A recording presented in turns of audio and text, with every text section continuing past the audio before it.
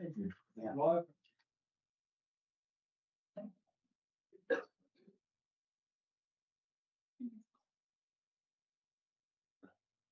Welcome to the State Significant Development Committee meeting of Muswellbrook Shire Council being held TEC meeting room, TEC 87 Hill Street, Muswellbrook on Tuesday 9 June 2026. I declare the meeting open at 4:14 p.m. Please note the meeting is being recorded and will be made available on Council's website. Acknowledgement of country, please, Councillor Douglas. I'd like to acknowledge the Wanneroo people, the custodians of the land that we meet on here today, and I pay my deepest respects to elders past, present and emerging, and I pass those respects on to each and every person in the room. Thank you. Councillor Douglas, please be seated. I have with me two apologies from Councillor Hartley and Councillor McNeil. Is there any further apologies anyone knows about? That being the case, I'll put those. Someone want to move that way? Councillor Douglas. Councillor Bailey, all those in favour? Apologies accepted, thank you. Confirmation of the previous minutes. So the minutes from the State Significant Development Committee held 12 May 2026 are in your agenda. The recommendation is that to be put is that the minutes of the State Significant Development Committee meeting held on 12 May 2026, a copy of which has been distributed to all members, be taken as read and confirmed as a true record. Do I have a mover and a seconder, please? So I'm going to move that one, Councillor Douglas, seconded by Councillor Scholes. No discussion. All those in favour? None against. Declare that carried. Thank you. Bottom 4 is our disclosure of any pecuniary or non-pecuniary interest, starting on the left. Councillor Doug, Councillor Bailey, Councillor Marshall, Councillor Ord, Councillor Nunn, No. Councillor Scholes, and I don't have any. There'll be no disclosures today. There is no business arising. We'll move straight into our business. So item 6, 6.1 is an activity summary for the State Significant Development. The recommendation is that the information contained in the report be noted. First of all, I'll have a mover for that. Councillor Ward, a seconder. Councillor Douglas. And Councillor Ward, any questions? Wish to speak to it? Jobs. Down to the street. Jobs. Data centre. Yeah. At Maxwell. I do understand. Let's try to answer it. Yeah, I do understand that Maxwell are planning a number of renewable energy. Is that what we're after? How many jobs will the data project create, and how many jobs will the battery project create? Okay, between the two of them, we understand about 400 to 500 jobs in construction, and between 100 and 200 jobs permanent after that. For both of those, that's just with, we understand just with the infrastructure they'll have there as well as the data centre. I do understand it'll be further, it'll be some sort of energy hub, but what further we get goes on an energy hub is yet to be seen. So there's possibly further jobs, but at the moment, after the 400 or 500 construction, they tell us between 100 and 200 permanent jobs. Any further questions? Councillor Scholes.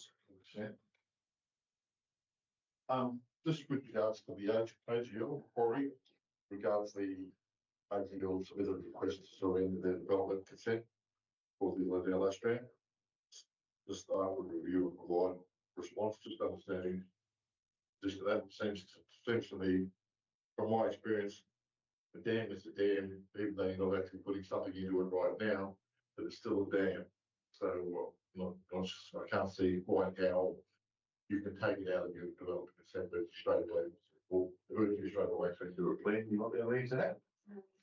Councillors, under legislation, if they ask us to surrender or to review their surrender of consent, we must do so, but we don't have to surrender that. Good morning. Any further questions on that report at all, Councillor Dunn? Again, regarding Malabar and the activity summary, what are the disadvantages of having a data centre, for example, in relation to fires? Mr. Mayor and councillors, I'm not Answer a question about disadvantages. We Or, don't have, sorry, negative impacts. we don't have a development application, so it's not possible for me to have reviewed that and be able to provide you with that advice. All industrial and commercial buildings must plan for fire, big part of the Building Code of Australia. And a data centre you would expect, they can't afford to go offline. So I understand they have massive backup generators, so they can't afford to not have power and they can't afford to have a fire because it affects their downstream customers significantly if they go offline. So I expect that that will be a big part of their development application, their fire risk management procedures. I'll particularly add something from my work experience. I'll allow that, councillor Scott. Thank you. Large electrical facilities, they don't have water suppression. It's all gas, so it won't be water sprays and all the rest of it. It will all be gas. So like the big electric shovels and drag lines on mine sites, they're all sealable and the gas retardants put out the fires to solve water. Can't fix damage. Thank you. Giles, any further questions on that report? Of a mover and a seconder. There is no questions. I'll put that. All those in favour? Thank you. Unanimous and carried. Thank you. Item 6.2. Energy Code, New England Res, Opportunities Identification and Prioritisation. So the recommendation in front of you reads that State Significant Development Committee endorses the projects on the Energy Code, New England Res Opportunities Register provided in attachment A. I'm a mover for that. Before we debate it, Councillor Scholes, second to Councillor Marshall. Councillor Scholes. Again, it's in the title says prioritisation. I noticed all the items that are listed. I'm aware of quite a lot of the issues that are raised there, but they're all listed as individual items. But the way I interpret the spreadsheet is that they're not prioritised within the spreadsheet, and I'm wondering whether that would be to our advantage as well, because there's a lot up there.